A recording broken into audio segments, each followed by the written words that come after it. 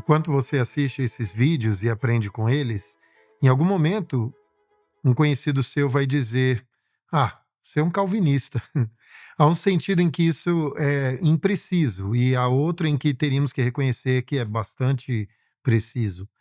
A parte imprecisa é muito importante e por isso eu vou tratar dela primeiro. Paulo nos ensina que não devemos ser animados por um espírito partidário em relação a outros cristãos. Não devemos dizer: "Sou de Paulo, sou de Apolo". 1 Coríntios 1:12. Nós estamos buscando aprender tudo o que ensinamos das Escrituras e não de segunda mão com mestres não inspirados. Ao mesmo tempo, Deus nos deu mestres. Efésios 4:10 diz isso, pois os bons mestres não fazem outra coisa senão nos indicar as Escrituras, ensinando-nos a não ir além do que está escrito. 1 Coríntios 4:6.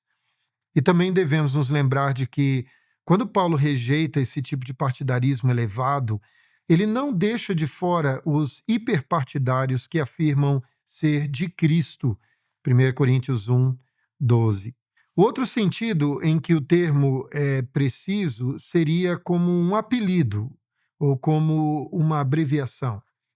Uma tradição doutrinária específica se desenvolveu na igreja ao longo dos séculos, e o que estamos ensinando aqui está de fato contido nessa tradição. Acreditamos que ela está fundamentada na estrutura das Escrituras, foi refinada nas páginas das Escrituras pelo apóstolo Paulo e foi levada para vários lugares pelo grande Agostinho e depois para outros por vários reformadores, principalmente João Calvino. Portanto, se um amigo seu disser: "Eu sei como são os calvinistas e você é um deles", a única maneira honesta de responder é aceitar isso. Claro, você pode dizer, mas apenas para fins de abreviação e honestidade, e não por divisões ou faccionalismo. O ramo da teologia que se preocupa com as doutrinas da salvação é chamado de soteriologia, e é aí que ocorre a maior parte da comoção sobre a soberania de Deus. Se Deus é soberano sobre absolutamente todas as coisas, como a gente já discutiu em outro vídeo, então isso deve significar que ele é soberano sobre todos os aspectos da nossa salvação. Se Cristo é o Senhor do Brasil, isso significa que ele é o Senhor do estado de Santa Catarina. Se Deus é soberano sobre todas as coisas e nossa salvação é uma coisa, então ele também é soberano sobre cada detalhe desse processo. Pelo menos é o que parece. No século XVII, nos Países Baixos, alguns, na tradição reformada, começaram a se opor a algumas das afirmações centrais feitas pelos reformadores. Seu líder era um pastor chamado Jacó Armínio, e seus seguidores ficaram conhecidos como arminianos ou remonstrantes, porque estavam protestando contra 5 pontos específicos da doutrina. Um sínodo foi convocado em Dort para respondê-los, e foi daí que surgiram os 5 pontos do calvinismo. Eles eram as respostas às 5 objeções dos arminianos. Em algum momento após isso, alguém inventou um dispositivo de memória eficiente para ajudar as pessoas a se lembrarem desses 5 pontos. Presumivelmente, ele olhou ao redor, viu que estava na Holanda e, portanto, decidiu usar o termo em inglês para tulipas, tulip. É por isso que muitas igrejas reformadas e presbiterianas usam a tulipa como um símbolo. Mas os 5 pontos do calvinismo são: depravação total, eleição incondicional, expiação limitada, graça irresistível e perseverança e preservação dos santos, o único princípio popular do calvinismo. Quem teve a ideia pode ter sido um gênio da teologia, mas no que diz respeito ao marketing ou relações públicas, faltava algo. Vou explicar e defender o que essas doutrinas realmente significam daqui a pouco. Portanto, tenha paciência comigo. Depravação total parece indicar depravação absoluta, dizendo que todos os seres humanos são como orcs saídos do inferno, tão ruins quanto poderiam ser, mas ela significa apenas incapacidade total. Um pecador caído não pode salvar a si mesmo ou contribuir de alguma forma para a sua salvação. Eleição incondicional soa como uma eleição arbitrária ou caprichosa, mas Deus tem condições para a nossa eleição. Elas só não são condições cumpridas por nós de antemão. Expiação limitada soa como uma expiação minúscula quando a Bíblia fala sobre a expiação em termos cósmicos ou globais. Portanto, seria melhor falar de expiação específica ou definida. Graça irresistível soa como um assalto, quando é mais como nascer. Perseverança e preservação dos santos não é uma maneira ruim de dizer isso. Mas veja, não estou aqui para reclamar de tudo. Agora pense no primeiro e no último pontos como os pedaços de um pão que contém a carne do sanduíche. O primeiro pedaço de pão descreve aquilo do que fomos salvos, e o segundo pedaço descreve aquilo para que fomos salvos. A carne do sanduíche descreve como Deus realmente realiza a salvação. Portanto, o primeiro pedaço de pão é a nossa total incapacidade de nos salvarmos, de nos prepararmos para sermos salvos ou de contribuirmos para a nossa salvação. Por que isso é assim? A razão básica é que, antes de Deus nos salvar, estamos espiritualmente mortos, não doentes, mortos. Ele vos deu vida, estando vós mortos nos vossos delitos e pecados, nos quais andastes outrora, segundo o curso deste mundo, segundo o príncipe da potestade do ar, do espírito que agora atua nos filhos da desobediência. Efésios 2, 1 e 2. Pense da seguinte forma: quando Jesus foi ao túmulo de Lázaro e ordenou que ele saísse, esse milagre não foi realizado porque Jesus estava puxando enquanto Lázaro empurrava. Quando chegou o momento específico da chegada da nova vida, Lázaro não fez a sua parte. A sua parte foi ficar ali morto. Portanto, como Lázaro estava morto, ele não contribuiu com absolutamente nada. Isso é tudo o que queremos dizer por incapacidade total. Estamos mortos em nossos delitos até que Deus nos ressuscite, até que ele nos vivifique. Agora, depois de Jesus, e só ele, ter devolvido a vida a Lázaro, após isso, de fato, Lázaro fez algumas coisas. Depois que o Espírito Santo nos dá o dom da nova vida, nós nos arrependemos e cremos. Mas tudo isso acontece depois que a vida foi concedida a nós. É tudo depois que a incapacidade total foi removida. O segundo pedaço de pão é simplesmente a percepção de que, se Deus começou uma obra em nós, ele certamente a concluirá. Ele certamente terminará tudo o que começou. Eu estou plenamente certo de que aquele que começou a boa obra em vós há de completá-la até o dia de Cristo Jesus. Filipenses 1:6. E quando falamos da perseverança e preservação dos santos, estamos olhando para isso, de ambos os lados. Nós perseveramos em santidade, mas a única razão pela qual somos capazes de fazê-lo é porque Deus está preservando e protegendo. Isso quer dizer que o testemunho da palavra de Deus é confiável.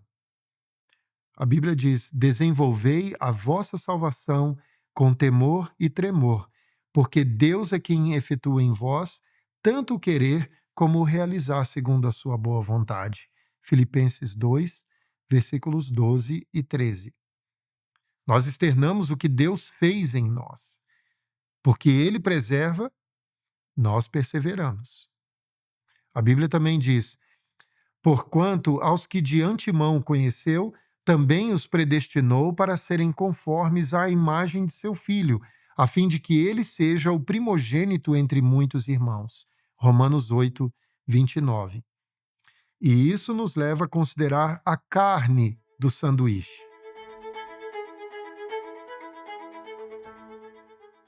Assim, o trem da nossa salvação começou na eternidade passada e o nosso lugar no trem foi reservado naquele momento. Entramos no trem no momento da nossa conversão e saímos do trem na glória. Como diz uma antiga canção, vou no trem das boas novas para o céu. Como cristãos, nós acreditamos na Trindade. Nosso único Deus é trino: Pai, Filho e Espírito Santo. Essas três pessoas estão todas engajadas na grande obra de salvar pecadores. E o que esses três pontos centrais do calvinismo estão dizendo nada mais é do que o fato de que essas três pessoas estão trabalhando em harmonia. Elas não estão trabalhando com propósitos opostos, não estão tentando fazer coisas diferentes. Todas as três pessoas da Trindade estão envolvidas na obra de salvação, mas no final das contas, ela é uma única obra. O que eu quero dizer é o seguinte: na formulação tradicional dos 5 pontos, o segundo, o terceiro e o quarto pontos são a obra do Pai, do Filho e do Espírito Santo, respectivamente. E o que queremos enfatizar é que o Pai decidiu fazer algo, o Filho estabeleceu o fundamento para isso e o Espírito Santo é quem o aplica.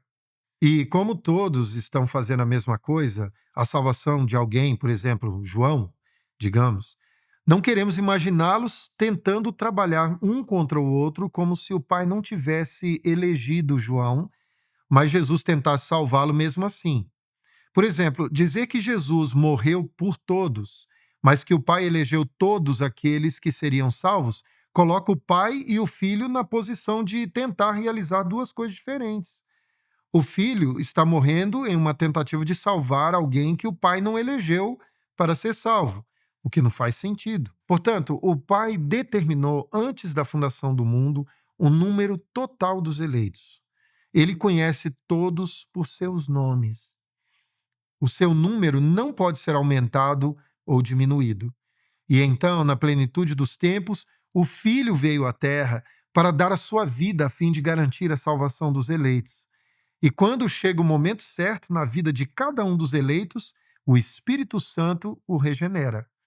O Pai escolheu João, Jesus morreu por João e o Espírito Santo regenera o João. Quando o Deus Trino salva um indivíduo, isso nunca o coloca em conflito consigo mesmo. Isso pode fazer muito sentido lógico, mas como respondemos à acusação de que estamos permitindo que um sistema lógico criado pelo homem ou alguma construção teológica conduza a nossa leitura das Escrituras? Não deveríamos basear nossas crenças na leitura simples e direta do texto? Ora, sim, deveríamos. Mas há uma diferença entre usar a lógica e a razão para construir um sistema teológico, o que não devemos fazer, e usar a lógica e a razão para desmantelar as tentativas de neutralizar o claro ensino das Escrituras. Fazer algo assim seria bom. Portanto, eu vou citar um pequeno punhado de versículos bíblicos para cada um desses pontos: a obra do Pai, do Filho e do Espírito, respectivamente. Mas você deve saber que, quando terminarmos, não teremos esgotado o arsenal. Há muitos outros de onde esses vieram. A doutrina é simplesmente esta: antes que o mundo fosse criado, antes de qualquer coisa vir a existir, o Pai já havia escolhido quem seria salvo dos seus pecados e já havia determinado quem ele preteriria. Essa eleição para a salvação foi de indivíduos pelo nome, e seu número fixo foi estabelecido pelo decreto do Pai. A Bíblia fala sobre isso em muitos lugares. Aqui estão apenas alguns deles. Não te vergonhes, portanto, do testemunho do nosso Senhor, nem do seu encarcerado, que sou eu. Pelo contrário, participa comigo dos sofrimentos a favor do Evangelho, segundo o poder de Deus, que nos salvou e nos chamou com santa vocação, não segundo as nossas obras, mas conforme a sua própria determinação e graça que nos foi dada em Cristo Jesus antes dos tempos eternos. 2 Timóteo 1, versículos 8 e 9. Observe que essa eleição não depende, de forma alguma, de qualquer coisa que possamos fazer, mas está de acordo com a própria determinação e graça do Pai, e que essa graça nos foi concedida antes da criação do mundo. Isso é o que significa ser eleito. Agora, se o Pai fez isso por nós, então isso deve ser um alicerce para uma grande confiança ao enfrentarmos várias provações, aflições e perseguições nessa vida. Quem intentará acusação contra os eleitos de Deus? É Deus quem os justifica. Romanos 8:33. Se todas as coisas estão nas mãos do Pai, e estão, e a nossa salvação é uma delas, e é, então isso significa que Deus, o Pai, é quem determina quem é que não é eleito. Ele determina quem está destinado à ira e quem está destinado a obter a salvação. Porque Deus não nos destinou para a ira, mas para alcançar a salvação mediante nosso Senhor Jesus Cristo. 1 Tessalonicenses 5:9.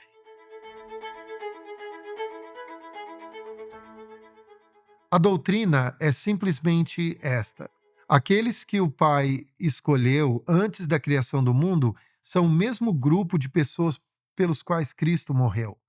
Em outras palavras, a morte de Cristo adquire e assegura a salvação daquele a quem se destina.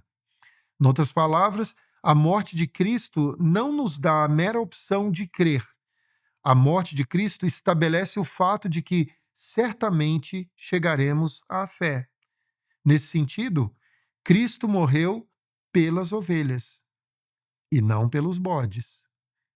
Eu sou o bom pastor, conheço as minhas ovelhas e elas me conhecem a mim, assim como o Pai me conhece a mim e eu conheço o Pai e dou a minha vida pelas ovelhas. João 10, versículos 14 e 15. A natureza eficaz da sua morte é afirmada com veemência apenas alguns versículos depois. Primeiro, ele diz que morre por suas ovelhas, e depois diz que suas ovelhas creem porque ele morreu por elas. Ele diz que a razão pela qual os incrédulos permanecem na incredulidade é que eles não são suas ovelhas. Se fossem, ele teria morrido por elas, e, como consequência, elas teriam chegado à fé. A Bíblia diz: respondeu-lhe Jesus: já vou-lo disse, e não credes. As obras que eu faço em nome de meu Pai testificam a meu respeito. Mas vós não credes, porque não sois das minhas ovelhas. As minhas ovelhas ouvem a minha voz, eu as conheço e elas me seguem. Eu lhes dou a vida eterna, jamais perecerão, e ninguém as arrebatará da minha mão. Aquilo que meu Pai me deu é maior do que tudo, e da mão do Pai ninguém pode arrebatar. Eu e o Pai somos um. João 10, 25 a 30. Quando Cristo derramou seu sangue, ele estava comprando pecadores específicos. Ele não estava comprando bilhetes de rifa ou qualquer outro tipo de ficha em um jogo de azar. Essa foi uma redenção verdadeira e específica, não uma chance na roleta da redenção. A Bíblia também nos diz assim: e entoavam um novo cântico, dizendo: digno és de tomar o livro e de abrir-lhe os selos, porque foste morto e com o teu sangue compraste para Deus os que procedem de toda tribo, língua, povo e nação. Apocalipse capítulo 5, versículo 9.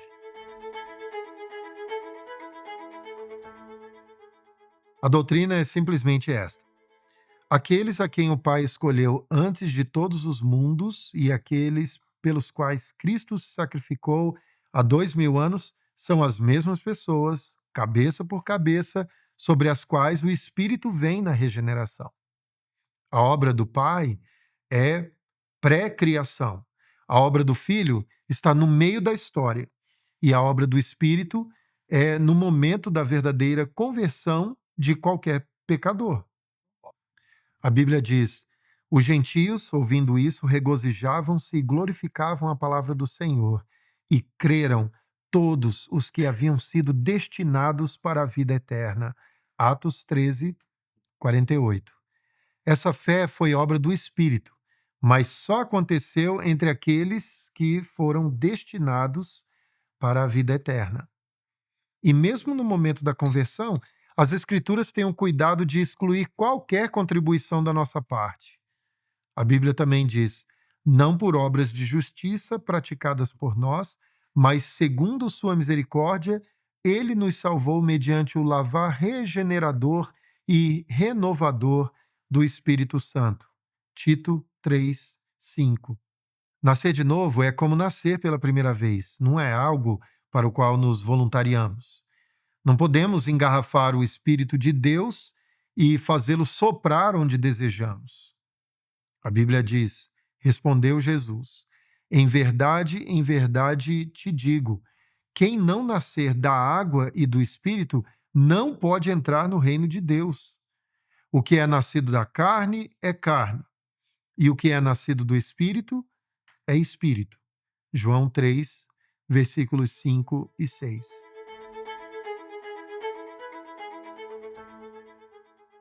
A palavra predestinação está na Bíblia e, portanto, todos os cristãos que acreditam na Bíblia devem defender alguma forma dela. Alguém no estudo bíblico vai dizer: ei, e o que significa essa palavra? Portanto, todos têm de concordar com algo que chamamos de isso. Mas alguns cristãos, às vezes, dizem obscuramente que os calvinistas vão longe demais, pois nós defendemos algo chamado de dupla predestinação. Essa frase tem o objetivo de acusar os calvinistas de acreditarem que Deus elege alguns para a salvação eterna e que, da mesma forma, condena os demais. Por isso, precisamos dedicar alguns momentos para tratar desse assunto. Agora, se jogássemos uma moeda para cima para determinar qual time daria o pontapé inicial no jogo e o nosso capitão dissesse cara, chamaríamos isso cara ou coroa duplo, pois se a cara da moeda está para cima, então a coroa deve estar para baixo? Não. É apenas cara ou coroa. Se um homem pede a Maria em casamento, isso significa necessariamente que ele não está pedindo Marta em casamento, mas isso não faz com que seja um pedido duplo. Se Deus elege João para a salvação eterna, então essa escolha irá preterir o Paulo, também por necessidade. Essa é uma necessidade lógica, mas também é claramente ensinada nas Escrituras. Tu, porém, me dirás: de que se queixa ele ainda? Pois quem jamais resistiu à sua vontade? Romanos 9:19. Também a palavra de Deus diz: e uma pedra de tropeço e rocha de escândalo para aqueles que tropeçam na palavra, sendo desobedientes, para o que também foram destinados. 1 Pedro 2:8. Essas pessoas tropeçam na palavra e são desobedientes, para o que também foram destinadas. E Paulo ensina essa mesma coisa notoriamente em Romanos capítulo 9. Logo, tem ele misericórdia de quem quer e também endurece a quem lhe apraz. Romanos 9:18. E se Deus, querendo mostrar a sua ira e dar a conhecer o seu poder, suportou com muita longanimidade os vasos de ira preparados para a perdição, Romanos 9:22. Agora você pode estar chateado porque acha que eu estou dizendo que Deus nos julga por fazermos exatamente o que ele preordenou que fizéssemos. Mas observe que, por mais natural que seja reagir a isso, e as pessoas têm feito isso desde as sessões de perguntas e respostas do apóstolo Paulo na escola de Tirano, veja lá Atos 19:9, a objeção à nossa doutrina aqui é uma objeção que Paulo teve de responder com relação à sua doutrina. Como nós já vimos, a Bíblia diz: tu, porém, me dirás, de que se queixa ele ainda? Pois quem jamais resistiu à sua vontade? Romanos 9:19. Talvez elas provoquem a mesma objeção porque são a mesma doutrina. Essa é apenas uma sugestão. Mas há uma qualificação importante. Embora Deus controle tanto a condenação quanto a salvação, isso não significa que elas sejam dispensadas de suas mãos da mesma maneira, de modo algum. A Bíblia diz: porque o salário do pecado é a morte, Mas o dom gratuito de Deus é a vida eterna em Cristo Jesus, nosso Senhor. Romanos 6, 23. A salvação e a condenação não são realidades simétricas. Observe que a morte chega até nós por meio do salário do pecado e que a vida eterna é o dom de Deus. Se fossem simétricas, o salário do pecado seria a morte e o salário da piedade seria a vida. Ou talvez um dom de Deus seria a condenação e outro dom diferente seria a salvação. Isso seria realmente horrível.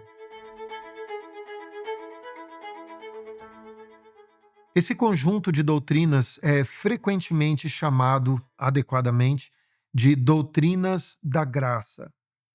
De maneira singular, elas têm um cuidado de excluir qualquer traço de mérito ou valor humano como parte do fundamento para explicar por que este homem é salvo e aquele não. Isso não é algo arbitrário ou caprichoso, como se Deus estivesse no céu tirando cara ou coroa. As razões são totalmente sábias, mas nenhuma delas pode ser encontrada em nós. E é assim que toda vanglória no homem é necessariamente excluída. Pergunta número 1. Em que sentido é inadequado ser chamado de calvinista? Resposta: não devemos nos identificar como calvinistas por qualquer orgulho em um mestre humano em particular ou por qualquer tipo de espírito partidário. Podemos, entretanto, aceitar o rótulo como um apelido ou como uma forma de abreviação. Pergunta número 2. De onde vieram os 5 pontos do calvinismo? Resposta: os remonstrantes nos Países Baixos estavam protestando contra certas doutrinas da reforma e seu protesto foi feito por meio de 5 pontos. O Sínodo de Dort os respondeu com 5 pontos e a estrutura se firmou. Pergunta número 3. Existe alguma complicação com a maneira como esses 5 pontos são expostos? Sim. Eles têm a grande vantagem de ser muito fáceis de lembrar e a desvantagem de, em alguns momentos, ser enganosos. Depravação total não é depravação absoluta. Eleição incondicional só é incondicional quando se trata do homem. Deus tem motivos para o que faz, mas eles não podem ser encontrados em nós. Expiação limitada soa muito como expiação minúscula, o que entra em conflito com grande parte da linguagem do Novo Testamento. Graça irresistível soa como um assalto, e não falamos dessa forma sobre o nosso nascimento físico. Onde você nasceu? Eu nasci em Paracambi irresistivelmente. Preservação e perseverança dos santos é o único ponto que não oferece alguma dificuldade. Pergunta número 4. O que significa a ilustração dos 2 pedaços de pão? Resposta: os 2 pedaços de pão representam aquilo do que somos salvos e aquilo para o que somos salvos. A nossa condição antes da conversão era de total incapacidade de nos salvarmos ou de nos prepararmos para sermos salvos. Nossa condição após a salvação é de santidade, na qual Deus garantirá que perseveraremos. Pergunta número 5. O que está entre os 2 pedaços de pão? Resposta: nessa ilustração, a carne do sanduíche é a obra do Pai, eleição, do Filho, redenção, e do Espírito, regeneração. Pergunta número 6. O que é importante enfatizar sobre as obras das 3 pessoas da Trindade nessa ilustração? Resposta: que elas não estão trabalhando em oposição. O Pai, o Filho e o Espírito não estão tentando realizar 3 coisas diferentes. Estão todos buscando o mesmo fim. Pergunta número 7. O que é a doutrina da eleição soberana? A doutrina da eleição soberana ensina que, antes do mundo ser criado, o Pai determinou quem seria salvo e, necessariamente, quem não seria. Deus é soberano, tanto sobre o salário quanto sobre o dom. Mas isso não faz do dom um salário. Pergunta número 8. O que é a doutrina da redenção definida? A doutrina da redenção definida ensina que Cristo entregou sua vida para garantir a salvação daqueles que foram escolhidos pelo Pai. Pergunta número 9. O que é a doutrina da graça eficaz? A doutrina da graça eficaz ensina que, no momento certo, o Espírito Santo regenera o homem, aplicando a ele o perdão adquirido por Cristo. Pergunta número 10. O que significa dupla predestinação? Significa que, se temos dois homens pecadores e Deus escolhe um deles para a salvação, então a decisão divina de não escolher o outro foi deliberada. A preterição do réprobo não é algo acidental. Pergunta número 11.